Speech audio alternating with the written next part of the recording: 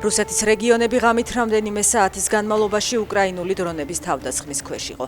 აფეთქებების ხმა ისმოდა კრასნოდარში, ნოვოროსიისკში, გელენჯიკში, ყუბანში, სოჩში, ანაპაში, ტუაფსესა და ადიღეში. საჰაერო იერიშებს ხანძრებიც მოჰყვა. ჟენევის სამხრივ მოლაპარაკებებამდე 2 დღით ადრე მიუნხენში ამერიკის სახელმწიფო მდივნისა და უკრაინის პრეზიდენტის შეხვედრა გაიმართა. საუბრის ძირითადი თემა უსაფრთხოების თავდაცვისა და ეკონომიკური პარტნიორობის გაღრმავება იყო. პრეზიდენტი ტრამპი სისხლისღვრის ერთხელ და სამუდამო დასრულებას ითხოვს, დაწერა მარკო რუბიომ შეხვედრის შემდეგ. ზელენსკის ცნობით სახელმწიფო მდივანს დეტალური ინფორმაცია მიაწოდა ფრონტის ხაზებზე არსებულ მდგომარეობაზე.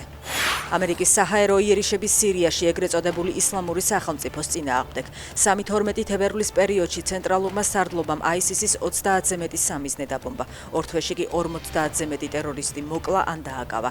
ამერიკის იერიშები მას შემდეგ დაიწყო, რაც დეკემბერში ისლამურმა სახელმწიფომ 2 ამერიკელი ჯარისკაცი მოკლა. 14 წელს მიუღწეველი გოგონების მიმართ გარყვნილი ქმედების ბრალდებით 32 წლის კაცი დააკავეს. ის 9 და 11 წლის ბავშვებს ინტიმური ხასიათის შეტყობინებებს უგზავნიდა და მათგანაც იგივეს მოითხოვდა.